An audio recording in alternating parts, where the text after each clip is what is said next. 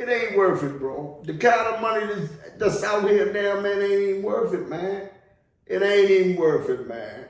The kind of money that's out here, you will never see the 80s, the late 80s or early 90s again. A lot of the kids now mess with the Percocets and man, you know what I mean? You can't keep paying $25, $30 for a pill, and when you can get a dime of fentanyl and you can be high all day, man. You understand what I'm saying? Yeah, plus you know that's opioid, so you understand what I'm saying? That's why you got a lot of kids now dabbling in the smack area, man. But they really don't know what they're dabbling in. They're dabbling in fentanyl. You know what I mean? So I mean, it's very dangerous, man. And you know, man, and if you are battling fentanyl habit, man, the best thing I can tell you, man, is please try to get yourself some help, man, because sooner or later you're gonna run into that one, man, and somebody ain't gonna make it, man. You know, by the grace of God, I made it, man, 15 times. I done went out over Eastport, I done went out down Robinwood, I done went out down 20, and man, I mean, you know, by the grace of God, I'm still alive. Put it this way, man.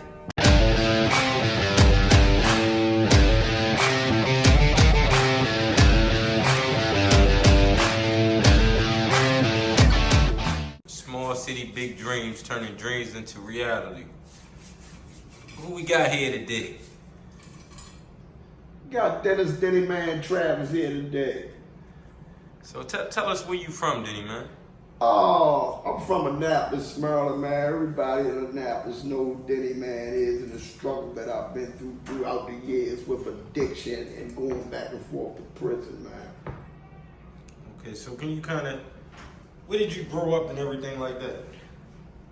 Basically, I'm from the Annapolis area. I was born and raised in the Skidmore area and migrated to Robinwood. Okay, so how was that link with you coming from Skidmore? Now, did you have family out in Annapolis? That's how you Exactly, okay. Exactly. And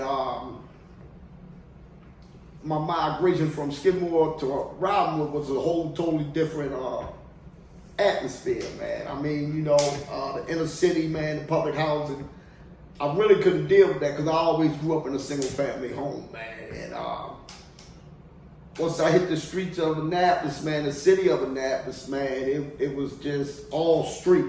You know what I mean? And I wasn't used to that, and I got caught up in the game. That's how I got caught up in the game, man. So let's backpedal a little bit. You said were you an only child? No, I'm the only brother of 2 sisters older than me and 2 sisters younger than me. So what was the household like once you got to Robinwood? Boy, it wasn't nothing like Skidmore. I mean, you know, Skidmore, you got your own backyard, you run freely, you know what I mean? You live a quarter mile from Sandy Point, you go fishing, crab. Once I migrated to Robinwood, it was nothing but smoking weed, gambling, hustling. It's a whole different atmosphere. So what was school like for you back in these times? School was great, man. You know, class of 83 shout out. Yeah, school was great, man. The school was never a problem. So did you have that push from home as far as with school? Oh, of course, yes. My grandmother was a teacher, man, and she pushed all of us quite well, man. It was a blessing, man, to have a grandmother as a school teacher and just keeping us motivated as far as education-wise. But wasn't nothing pursued after high school, so you know that's where the streets came, man. So what was your favorite subject? We going back then. I'm gonna go back and say, man, probably math. You know what I mean? Probably math. I'm not a wizard at math, but I can get by very well. Now, so middle school kind of easing into like your teenage high school years. What's life for you like at this point? Oh, well, everybody know Chuck Travis, man. You know, man, my father, man, he was a household name in Annapolis, man. And, you know, by me being the only son, man, you know, I looked up to him. And, you know, he had, like, most of the weed in this town, man. And that's where I took off from, man. You know what I mean? My father, I was in the 9th grade, my father gave me 2 pounds of weed. He said, don't ask me for no money. So, you know, that's where all that came from, man. That's where I took off at right there. You know what I mean? That put me in the streets, and which led to other things being in the streets, man, you know. So if you're in the 9th grade, now you saying Pops gave you some 2 pounds in the 9th grade. Yeah. So you was nevertheless to say you was the weed man in school, basically. Pretty much, weed was $90 a quarter pound back then. Say that one more time. Weed was $90 a quarter pound back then. So what's the kind of like the biggest difference you see in like the weed back then in your time coming up and what you see that's going on now with that weed? Oh man, it's been a drastic change, man. You know, I haven't smoked weed about 25 years, man, but like 4 or 5 years ago, man, I took like a boom, boom, boom off a blunt, man. And I mean, that shit took me all the way back to elementary school, man. I mean, I'm like, what the heck is this, bro?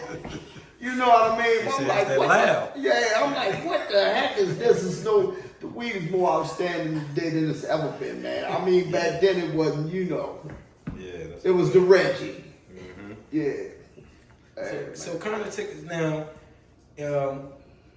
What years was it when you was in your high school years? Was it what? 81, 82, 83. So what's the atmosphere like at this moment, as far as out in the streets though?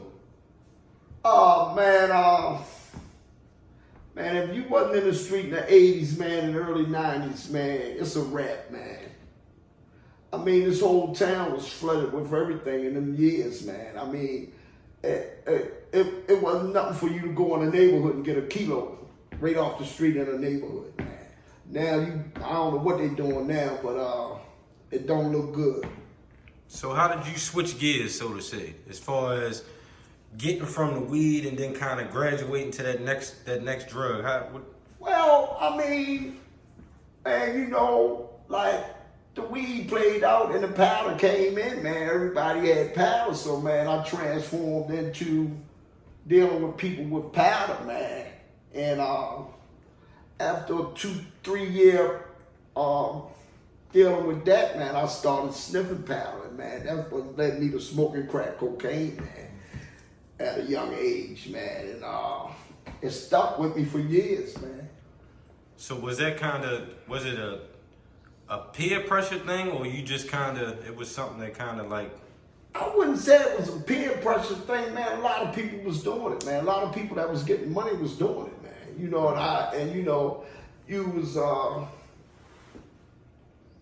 put it this much saying, you know, you was high on the hug. You know how people say you high on the hug. That mean you up there. So back then, you could pretty much afford to use these type of drugs with the money that was flowing in the neighborhoods at that time, and it wouldn't affect you. So give me one of the illest stories back during this time, though. Something that you went through in the streets, really. Oh, well, man,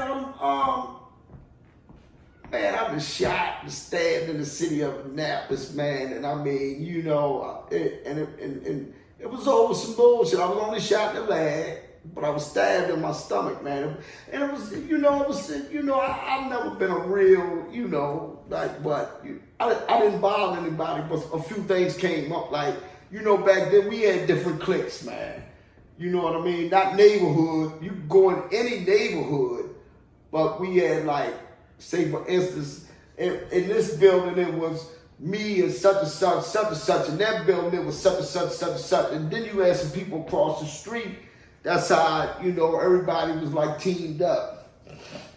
Yeah, because you really don't kind of like see that no more, really. Like exactly, man. You don't see the brotherhood, man, like that, man. You know what I mean? And it's really taken away, man, because I truly believe that anybody in the city of Annapolis should be able to go anywhere they want, man, without having a problem, man. That's just how I grew up, man. Yeah. You know what I mean? You know, all that beef shit, I don't, you know. It is what it is, man. But, you know, like I say, man, you know, each your own, man. But when we was coming up, that was never the case. Mm-hmm. You know what I mean? Man, when we was coming up, man, you could go Annapolis Woods, Riding Wood, 20, Bywater, Annapolis Garden, Boston Heights, man. And, you know, you could hang anywhere, man. Primarily because you was from Annapolis. I mean, you know. So where do you think that switch kind of turned? With, you know, with neighborhoods versus neighborhoods and things like that? I guess as the older generation, man, as the younger generation came up, man, and from what I understand, somebody did something to somebody in this neighborhood, and it's been an ongoing process, man. You know what I mean? I'm gonna tell you, man, when I was approached by some guys one time, man, and they said, "Hey, ain't you from down Robinwood?" I said, "No, I am from Skidmore, brother." You know what I mean? But make a long story short, you know, it was nipped in the bud. But like, you know, I don't get down with that, with the neighborhood thing anyway. Right? You know what I mean? Whatever they doing. Even if I was from Robinwood, I'm not doing what they doing. So you know what I mean? I mean, you know, shout out to my boys in Robinwood, but I'm just not with the gang thing or the other shit that's going on or whatever they call it. You know what I mean? Always been an individual that hung by itself, and wasn't no need for me to have other guys around me for me to go out and do something, then go back and depend on them. So let me backpedal a little bit real quick, Denny. What was that first hit of that cocaine like though? Oh man, I'm gonna tell you, man. Because I hear it's like a chase that you, once you hit it one time, you chasing that feeling. Man, shoo. Man, I chased that feeling for 33 years, man. Off and on, man. If I wasn't in prison, I was smoking crack, man. I chased that feeling for 33 years, man. And, man, it gives you a euphoria, right?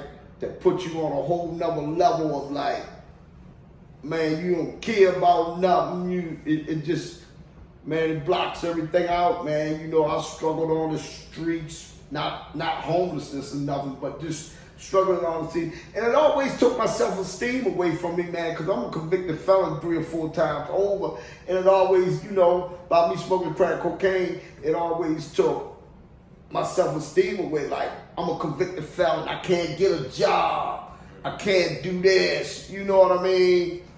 And I dealt with self-esteem for a lot of years along with my drug use, man. But like, once I got clean, man, I built my self-esteem back up, man. It was like, you know, I can do anything now, you know. I want a special shout out to my man, Belly Bell. Small City, Big Dreams, man. I ran into him one day, man. And I told Bell, I said, man, I'm finished, man. I said, man, I heard you be taking people to the program. And he said, yeah. I said, man, I'm going to die over here, man, over Eastport, man. I said, you know, every time the ambulance pull up, it's Denny in there, I'm ODing. Okay, so I told Bell, I said, man, he was like, man, go get your stuff. I'm taking you to the program. And by the grace of God, that was 20 months ago. And I had 20 months in uninterrupted clean time, man. No drinks, no alcohol, no drugs or nothing, man. And the program that Movell took me to, man, oh man, the people gravitated to me, man. Not only did they gravitate to me, man, they paid for me to go to school to get my peer recovery certificate, man. And they also helped me acquire a Baltimore City job working with the city, man.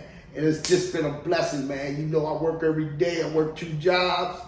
And plus I run a house, man, you know. And, I mean, brand new house, man. I got 4 guys in there, man. It's rent free. I ain't got to buy no food. I got cable, cameras. Man, it's just been a blessing, man, that the people that Small City Big Dreams hooked me up with, man. They took to me, man, and put me in path and program, man. You know. Yes. So if I'm gonna say this, man, if anybody need any help, man, please see Lavelle, man, Small City Big Dreams, man. He know where to take you at, man, to get help. If I can stop getting high, man, anybody can stop getting high, man. Ain't no whole lot to that, man. I really wanted to get into the Fetty Wap, really. So let me kind of, like, how much has the Fetty, like, changed the game, though, as far as the fentanyl? You gonna die now, man. I'm gonna tell you, man, like, you know, crack cocaine was my drug of choice, but you, man, when I was out here smoking crack, man, you get so high on the crack, man, you know, the smack will bring you down, man. But the change from the raw smack into the fentanyl smack, man, I'm gonna tell you, man, this is no lie, man. I know I've been over the hospital 15 times in the ambulance due to a fentanyl overdose. And the lady right here, man, at the fire station, man, the EMS lady said, Mr. Trash, she said, one day you ain't gonna make it. So that last time I went to the hospital, man, they kept me in ICU for 3 days and then kept me in the hospital for 3 more days, man. And I mean, man, I said, man, I'm finished, man.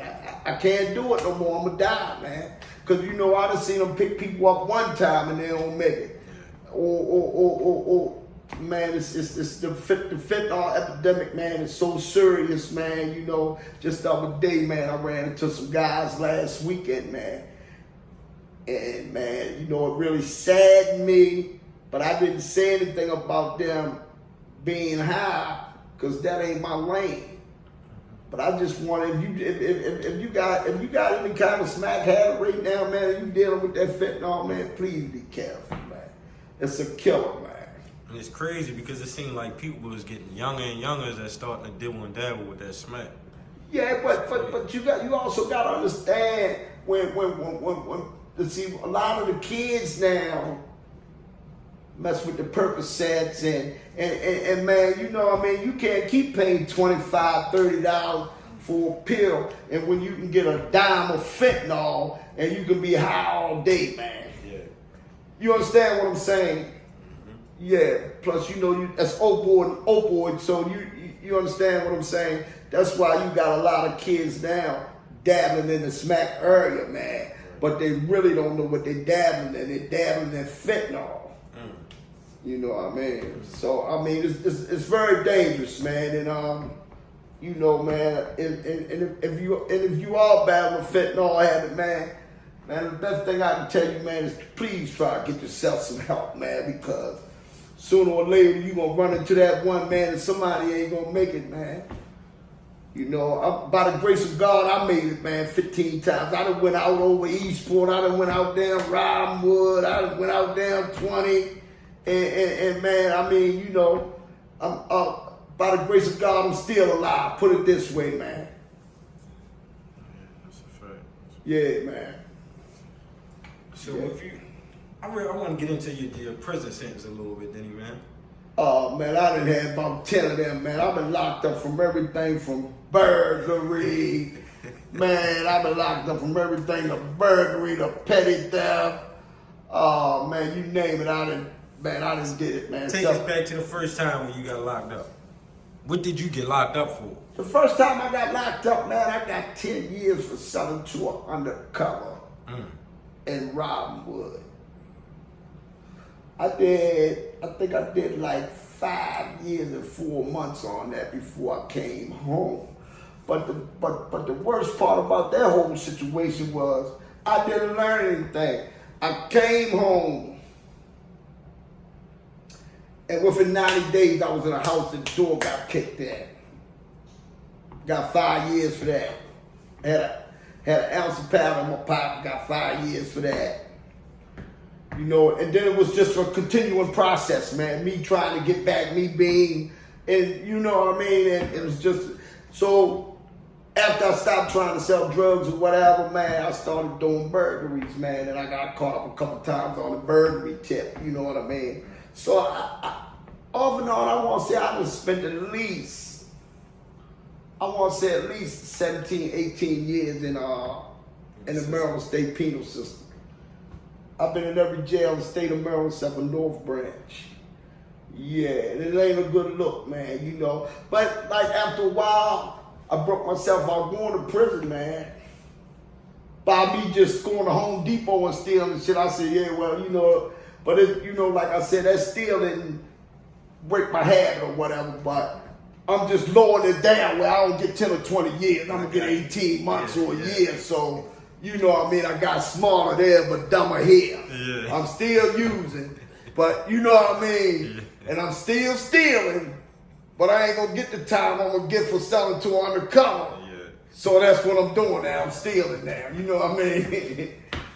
So, man, what day, Denny, man, when you woke up, man, you just like, now I heard you kind of say the Vel thing earlier, though, but what day did you wake up like, man, I'm just like, I'm done with this. Like, I'm through with this. I'm done with living how I'm living, just being out. And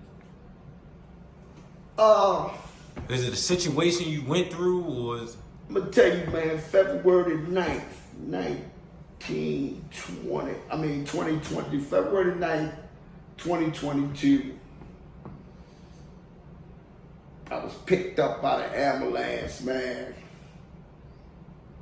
in Eastport Terrace. Somebody called, by the grace of God, somebody called the ambulance instead of letting somebody lay out there, man. You know what I mean? Yeah. Anyway, make a long story short, man, it was a fentanyl overdose, man. I had been up for like 2 or 3 days, man, and transported me to Annapolis Hospital and put me in ICU. I ain't never, they always let you go like an hour or two later when you do an OD and they take you over there. This time they put me in a intensive care unit, man. I stayed in an intensive care unit for 3 days, man. And prior to that, they took me out of intensive care and put me in the hospital for 3 days. I'm like, whoa, I ain't never did this. Man. So after being in the hospital 6 days, man, you know, they came to my room and they told me, say, all right, Travis, we gonna discharge you. Man, I walked from the hospital straight over here, man. And I said I was finished. I ran into Vel. Vel said, well, and here I am today, man. I mean, I ran into Vel and Vel said, man, go get your property. I'm gonna take you up there. And I've been there ever since, man. Oh, man, special, man. If it wasn't for Vel, man, and the grace of God, man, I'd probably be still out here. I'd probably be dead. You know what I mean? Big shout out to Small City Big Dreams, man. Cause one thing about me, man, I've been to every prison in the state of Maryland except for North Branch. I wasn't worried about going to Baltimore City in a program and people didn't know me. Yeah. You know, I've been in way worse places than that. I wasn't worried about that. You know what I mean? So that's how that came. That's how that panned out. I mean, I know a lot of local guys. You know, man, they don't want to be around people they don't know. But that's the best situation that you should be in, man. If you trying to recover and get yourself clean, you want to be around people that you don't know. You understand? And that's how it panned out, man. Man, it's just an honor and a blessing to be here, man. To tell my story, man, about this whole situation, man. People know me, man.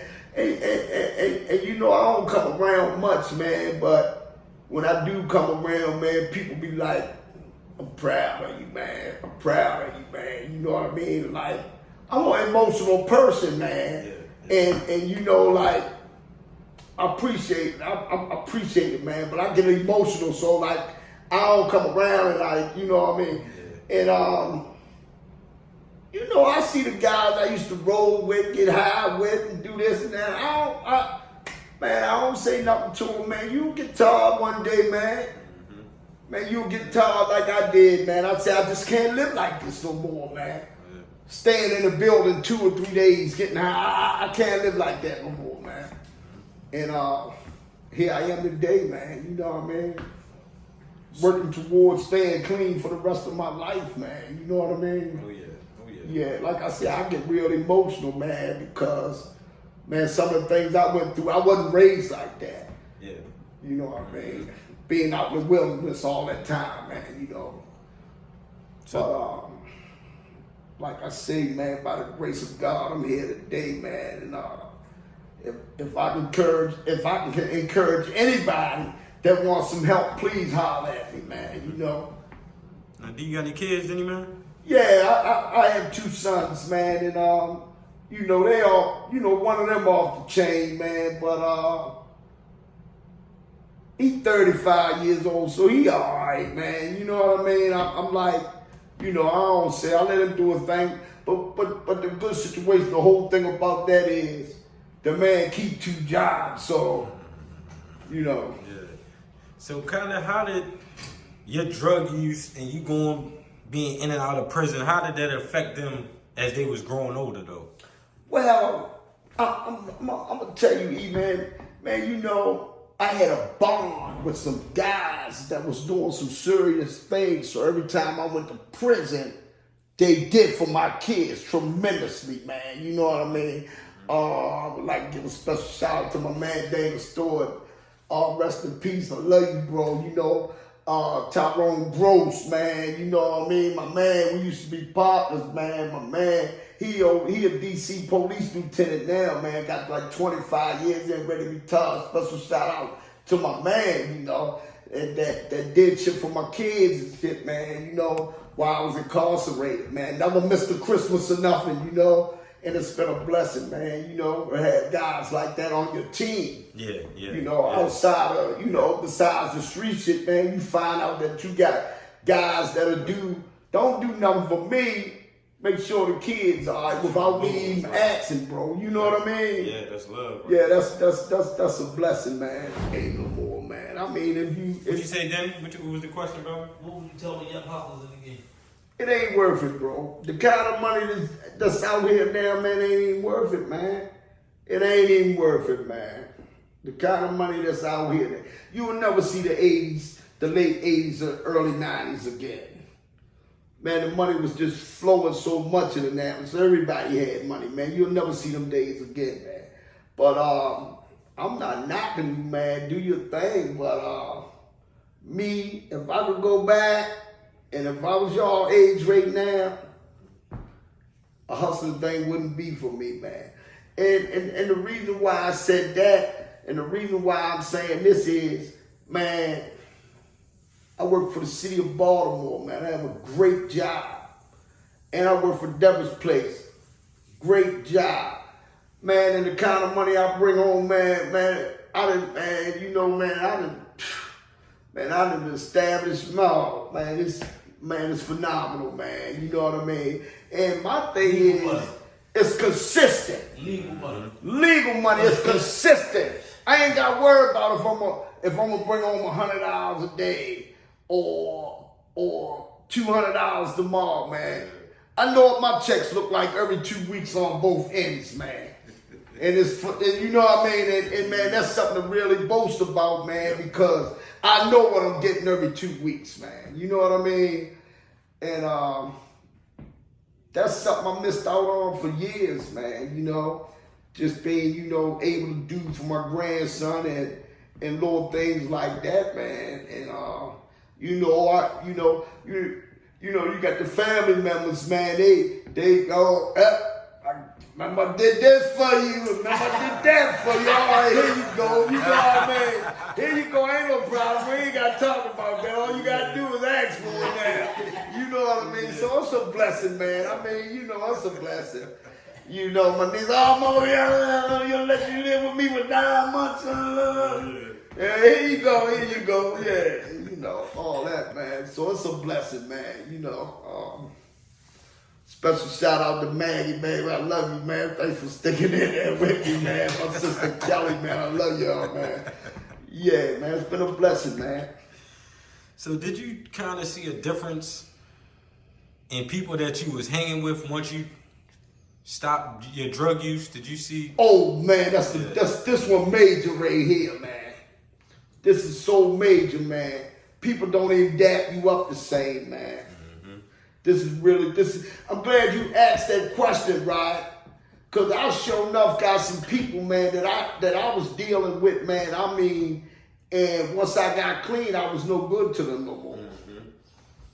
You know what I mean? Even if it was people I was stealing for, I was bringing them laundry detergent and clothes or whatever. I'm no good to them no more. So, you know, it's a whole different, you know, our conversations different. And you know, it's a few guys that, man, I sure enough love y'all. But the dat be different, bro. You know what I mean? And at first, I'm like, I ain't really see it, but you know, man, it come with the territory, you know what I mean? We just doing different things, man, you know what I mean? Yeah, but it's a blessing, man, you know. Turning dreams into reality, brother. You got anything for him? Thanks, man, I appreciate it, man. I love y'all, man. Definitely. Both of y'all came a long way along with me, man. I appreciate it, man. I love to see it, man. I get emotional, man, because behind this kind of stuff, man. Because you see people in the streets, you never think they're going to get out, man. And it's a blessing, man. You know what I mean? I thought I was going to die smoking crack cocaine, man. I never thought I would stop. You know what I mean? Shout out to Eastport, y'all. Robinwood, 20, everywhere in Annapolis. Y'all, love y'all, man. It's your man, Location Chef, and as you can see, we had to bring it back home today. We had to touch the soil, because we representing with Small City Big Dreams Annapolis, the #1 nonprofit organization in Annapolis and the surrounding areas. And even though we at home today, it's not just about us. We got love for everybody, providing vital resources to all 7 low-income communities. Everything from drug and alcohol treatment, after-school resources, job placement resources, turkey drives at Thanksgiving, toy drives at Christmas, and so much more. Again, we understand how poverty can create barriers for everybody, but we will not let that get in the way. Again, Small City Big Dreams Annapolis. Look for us on Instagram, SCBD Annapolis. Also, look forward to that Big Stepper series. We're moving around the community. We're getting with the individuals that's making things happen, servicing the youth. The Big Stepper, so to speak. So again, we look forward to getting with y'all. Y'all get with us. Until then, SCBD. It's nothing. We do no bluffing.